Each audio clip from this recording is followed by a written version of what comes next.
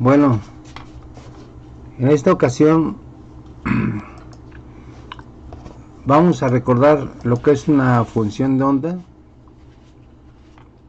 ya que uno de los objetivos de este curso es demostrar cómo a partir de las ecuaciones de Maxwell se puede deducir que el campo electromagnético, o sea que el campo eléctrico, tanto el campo magnético como el eléctrico, se pueden propagar en el espacio como si fueran señales de luz. Bueno, entonces vamos a recordar lo que es una función de onda. Una función y una ecuación de onda.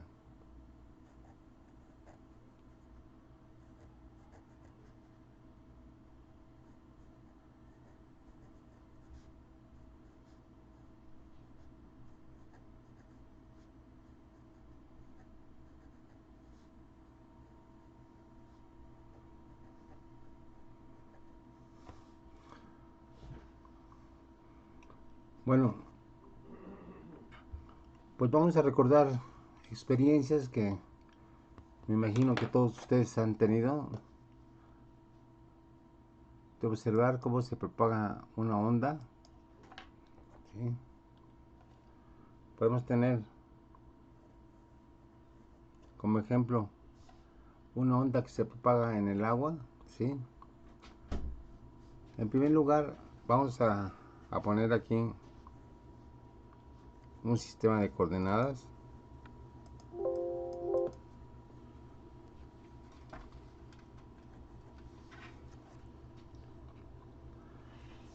Pues si en algún lugar de un lago o de un estanque provocamos una perturbación,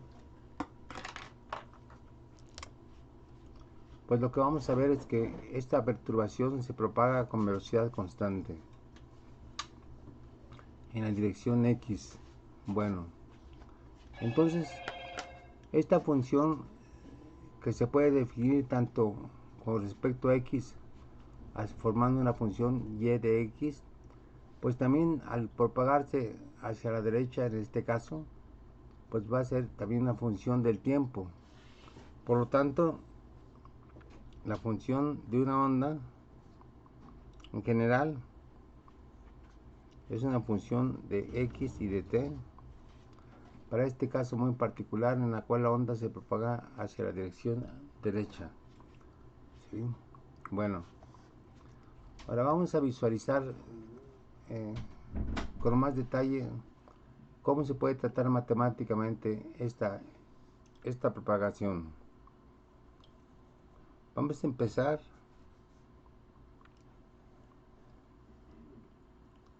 recordando, por ejemplo, cómo se comportaría esta función f de x igual a una constante a por x al cuadrado. Pues evidentemente que si este es f y este es x, pues a por x cuadrada nos va a dar una función así.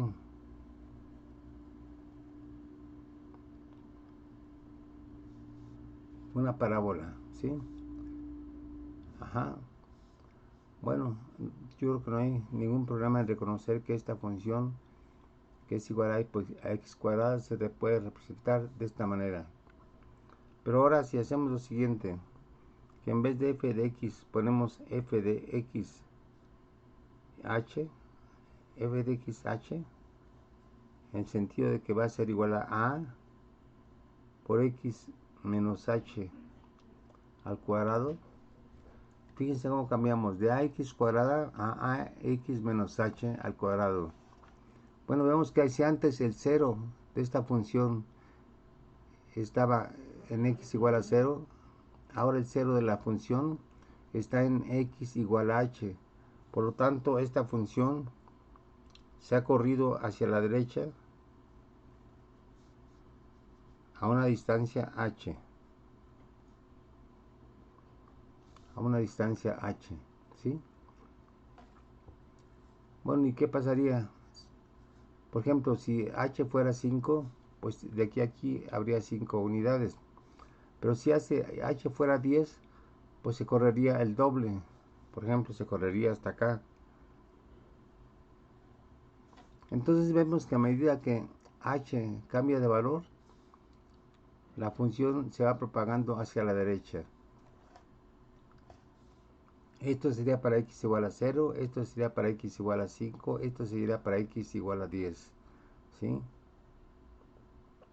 Ahora, ¿cómo podemos hacer que esto se desplace de una forma continua hacia la derecha?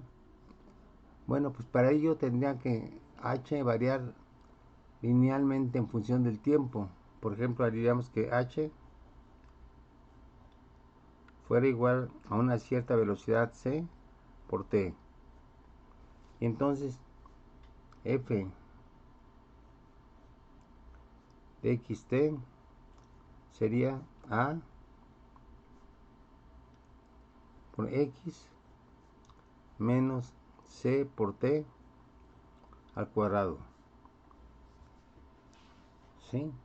Aquí claramente se ve que a medida que cambia el tiempo va cambiando este producto que es h, todo esto es h, y entonces en forma continua esta función se va corriendo hacia la derecha. Bueno,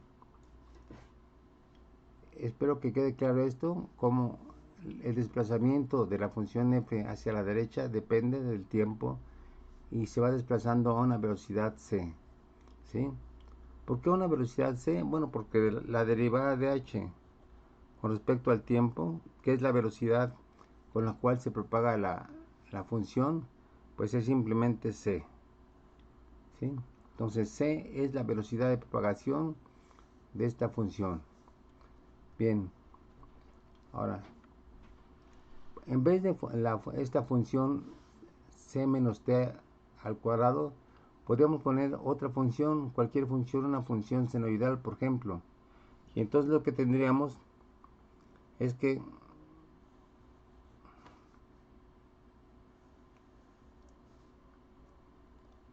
esta función ondulatoria, ¿sí? Si la representáramos así, f en función de x,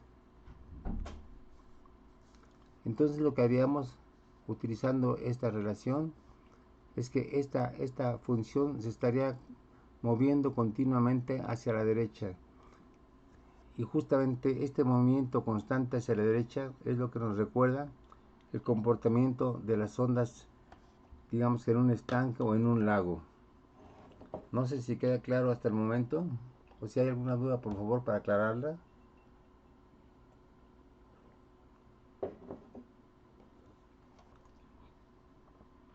El punto es que esta función general nos representa una función f desplazándose hacia la derecha con una función con una velocidad c. ¿Sí? Entonces, dado que cualquier perturbación que se mueve hacia la derecha sobre el eje x va a tener esta forma, sea cualquiera la función, ¿sí? Entonces a esta función f de x menos ct vamos a llamarla función de onda.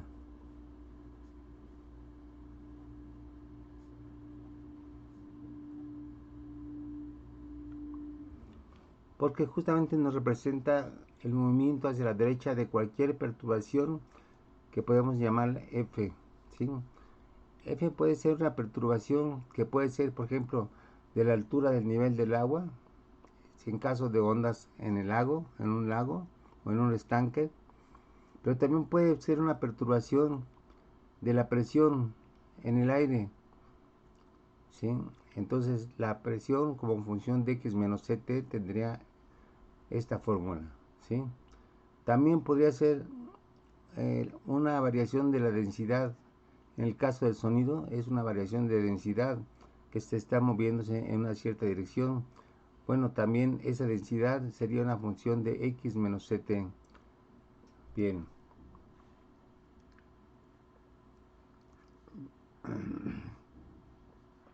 Ahora vamos a ver qué propiedades muy sencillas tiene esta función. ¿Sí?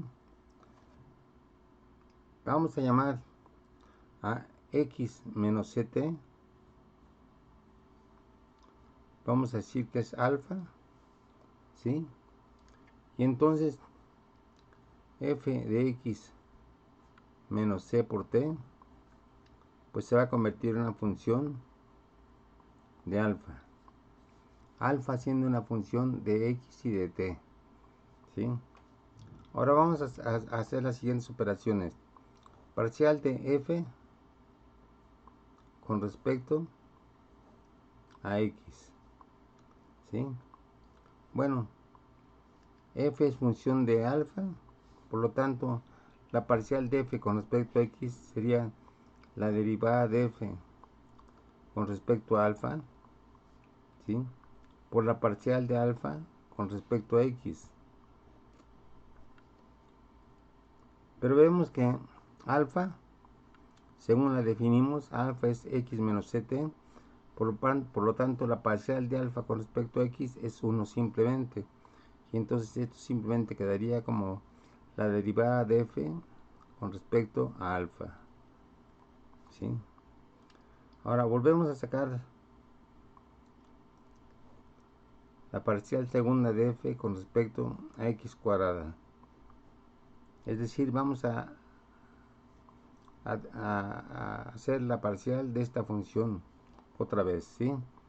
Bueno, pues nos quedaría simplemente que sería la derivada segunda de f con respecto a alfa cuadrada por la parcial de alfa con respecto a x, que volvería a ser 1, y entonces quedaría esto, ¿no?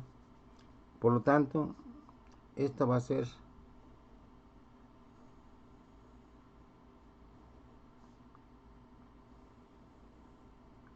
la parcial segunda de f con respecto a x cuadrada, va a ser la derivada segunda de f con respecto a alfa cuadrada. Ahora vamos a hacer lo mismo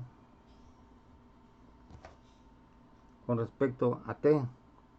Entonces, parcial de f con respecto a t, pues va a ser igual. A ver, ustedes díganme, ¿cuál sería la parcial segunda, la parcial de f con respecto a t?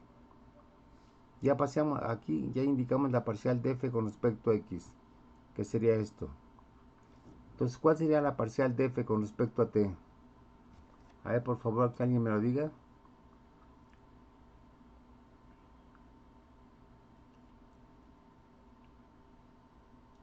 Pues sería esto mismo, ¿no? La derivada de f con respecto a alfa.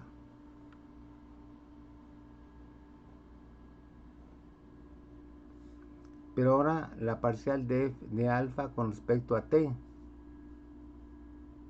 Por la parcial de alfa con respecto a t. Pero vemos que la parcial de alfa con respecto a t, ¿cuánto nos daría?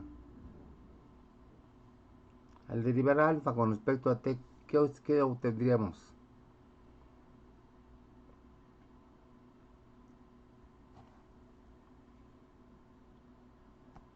¿En qué se convertiría esto?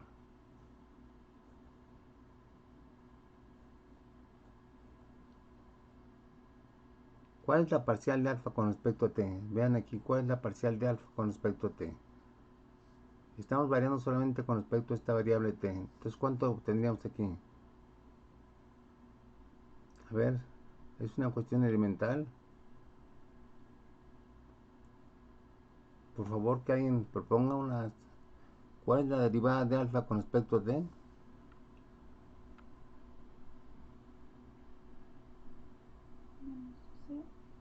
¿Perdón? ¿Cuánto sería? Menos c. Menos c. Menos c, exactamente.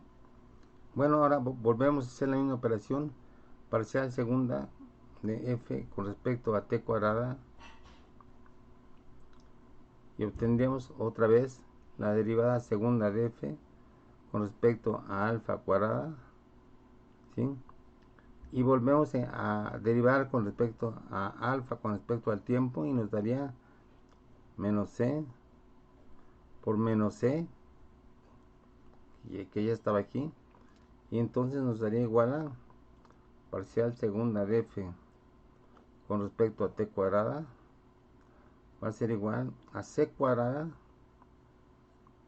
por la derivada segunda de f con respecto a t cuadrada, a alfa cuadrada, perdón.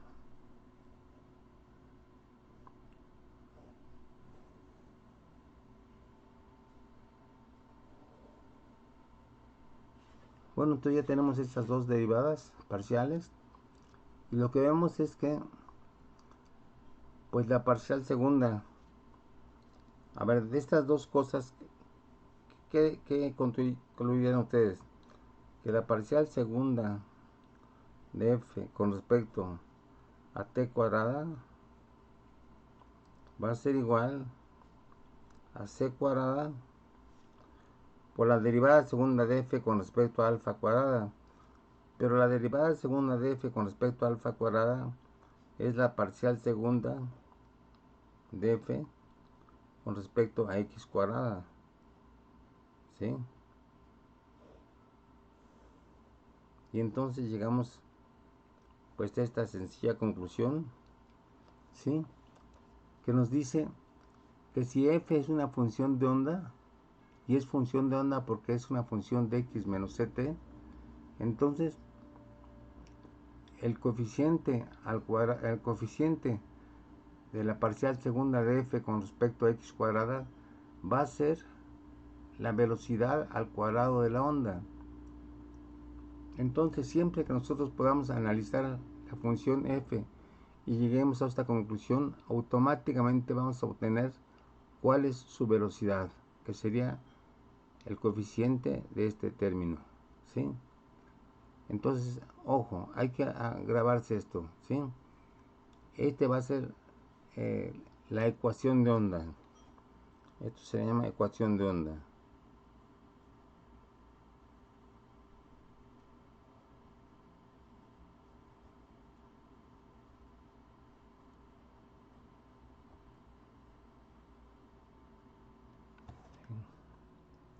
Bueno, ok. Entonces ya tenemos esto, ¿sí? Esta relación. Ahora vamos a ver cómo se puede aplicar.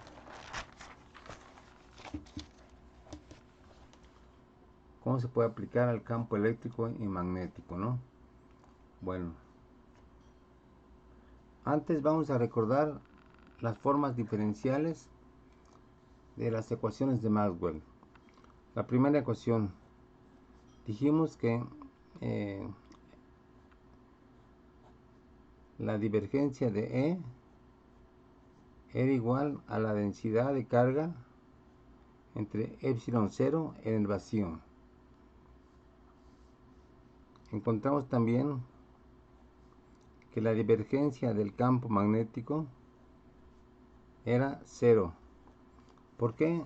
Porque no existen polos magnéticos separados.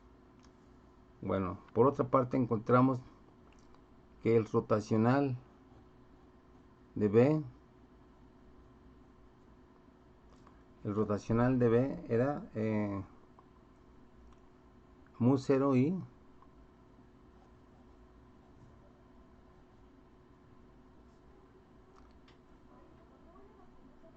más mu 0 epsilon 0 parcial de E con respecto al tiempo.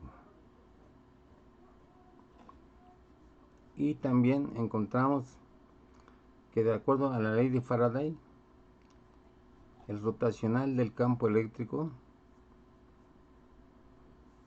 era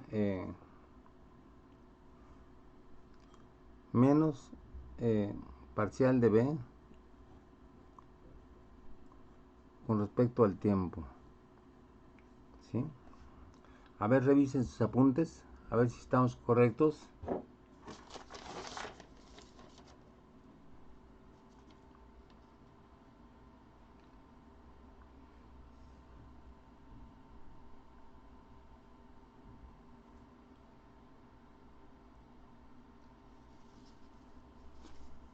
A ver, por favor, revisen sus ecuaciones para ver si estas son las ecuaciones adecuadas de Maxwell. Lo que nos dice esto es que va a haber un campo magnético siempre que haya una corriente que cruce una cierta superficie. Pero que si estamos dentro de un condensador, vamos a tener lo que se llama corriente de desplazamiento. Y esto lo que nos dice es que va a haber un campo eléctrico alrededor de una espira, siempre y cuando el campo en su interior esté variando. ¿Sí? Esta es la ley de Faraday, esta es la ley de Ampère. Bueno, pues vamos a tener vamos a tenerlas presentes, ¿eh? Ahora vamos a hacer lo siguiente. Vamos a aplicar una fórmula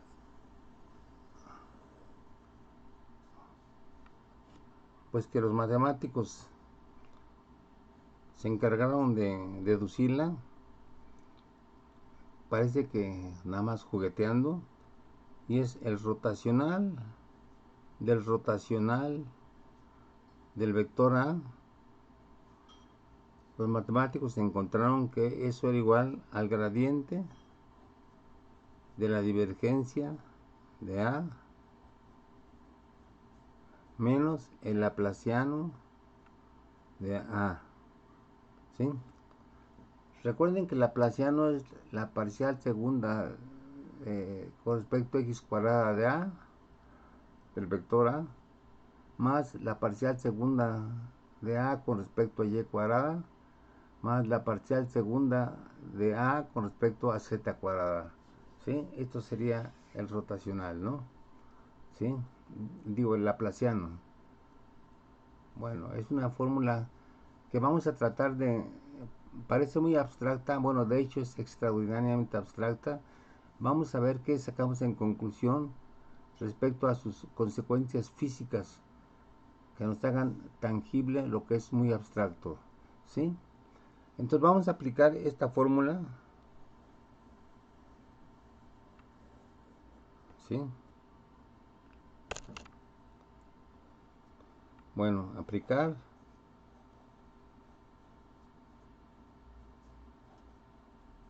la fórmula, vamos a llamarle 5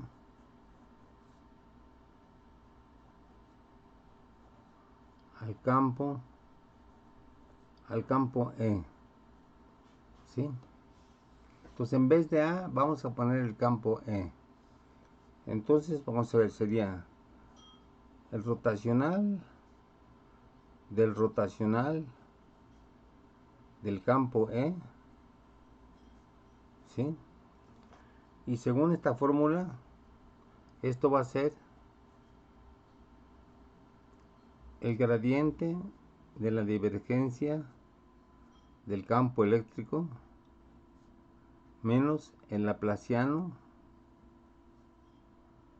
de E. Ajá. Bueno, ahora, sí. Vamos a aplicar esta fórmula que es, ¿sí? El tratamiento, bueno, el análisis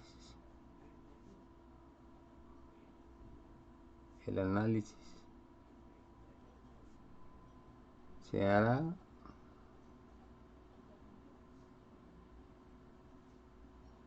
en el vacío.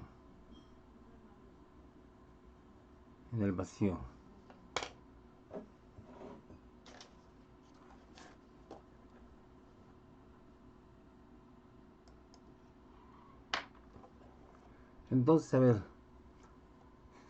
si estamos en el vacío,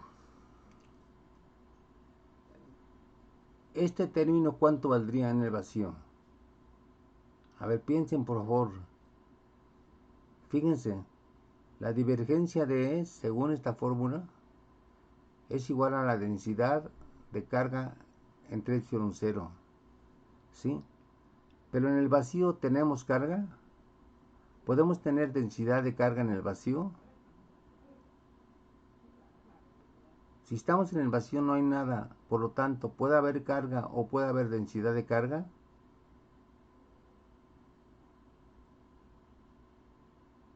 A ver, piensen cosas muy sencillas.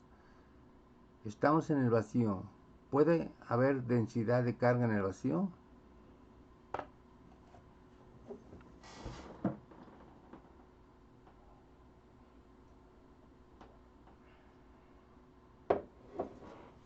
ver, por favor, respondan.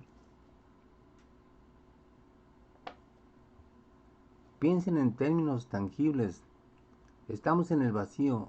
¿En el vacío puede haber carga? Si hubiera carga, pues no estaríamos en el vacío. Entonces, ¿cuánto vale la carga en el vacío?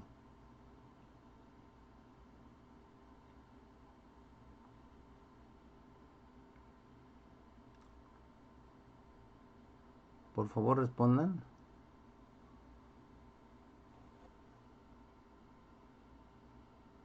A ver, le estoy planteando una cuestión muy sencilla. En el vacío no hay nada. Por lo tanto, en el vacío no hay carga. Por lo tanto, si no hay carga en el vacío, podemos tener una densidad de carga en el vacío de acuerdo a esta fórmula.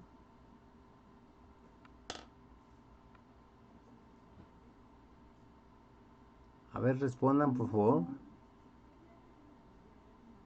No. No puede haber, evidentemente que no puede haber carga en el vacío. Sería una contradicción que hubiera carga en el vacío, entonces ya no sería vacío. Por lo tanto, este término va a valer 0. Y entonces, el rotacional del rotacional de E en el vacío se convierte en menos el laplaciano del campo eléctrico. ¿Sí? Ya tenemos una primera conclusión.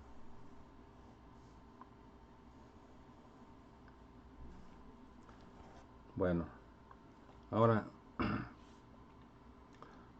ya trabajamos con este término de aquí que se redujo a este término. Ahora vamos a trabajar con este término rotacional del rotacional de E. De acuerdo a esto, ¿cuánto valdría el rotacional de E? A ver, aquí tenemos el rotacional de B. Aquí tenemos que sería el rotacional del rotacional de E. Pero ¿cuánto vale el rotacional de E? A ver, aquí está. El rotacional de E, ¿cuánto vale? Por favor, respondan. Es menos la parcial de B con respecto al tiempo. Menos la parcial de B con respecto al tiempo. Muy bien. Ok. Ahora, esto se puede poner también como menos la parcial con respecto al tiempo, ya que el tiempo y la posición son independientes. Esto se puede poner también como menos la parcial con respecto al tiempo del rotacional de B. Del rotacional de B. ¿Sí? Bueno. Pero el rotacional de B, ¿cuánto vale? Y aquí tenemos el rotacional de B. ¿Cuánto valdría el rotacional de B? Otra vez pensando que estamos en el vacío. ¿En el vacío puede haber corriente? ¿Puede haber flujo de carga en el vacío?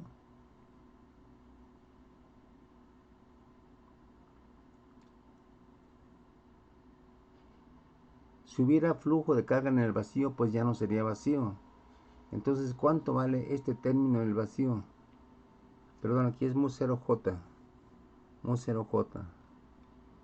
Perdón. Mu 0J. ¿Sí?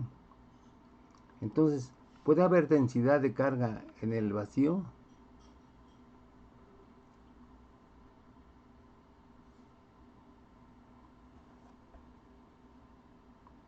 A ver, por favor, respondan. No hay. No hay, ¿verdad? Porque es el vacío.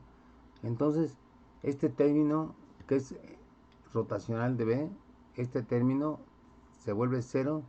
Y entonces, todo solamente, ¿qué nos quedaría? Esto sería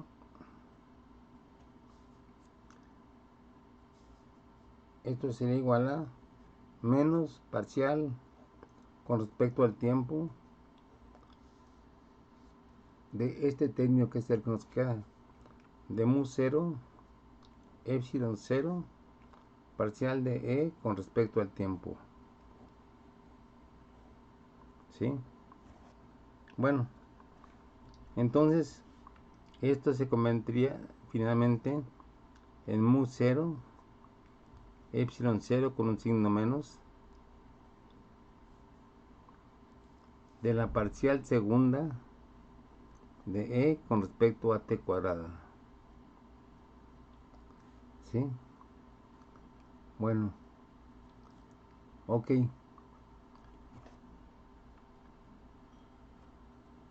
Y entonces ya tendríamos que este término, que es el rotacional de menos parcial de B con respecto al tiempo, sería menos la parcial de T con respecto a T del rotacional de B, pero el rotacional de B es menos esto, ¿sí? Y es esto, ¿no? Entonces ya tenemos, fíjense, ya tenemos que esto, el rotacional de E es igual a menos mu 0 epsilon 0 parcial segunda de E con respecto a T cuadrada. Pero esto a su vez, ya lo habíamos visto antes, que esto se convertiría, que el rotacional del rotacional de E era igual a menos laplaciano de E. Ya lo habíamos visto antes, laplaciano de E. Y entonces tenemos esto, ¿sí? Bueno, a ver, ahora, si el campo es solamente función de X, si solamente estamos considerando el comportamiento de a lo largo de X, entonces este término, a ver, porque aquí hay un signo menos y aquí hay otro signo menos, entonces se eliminan los signos menos y nos queda mu 0 por epsilon 0 por la parcial segunda de E con respecto a T cuadrada es igual a menos el rotacional de E, pero el rotacional de E es solamente función de X, perdón, aquí y entonces esto se convierte solamente en la parcial segunda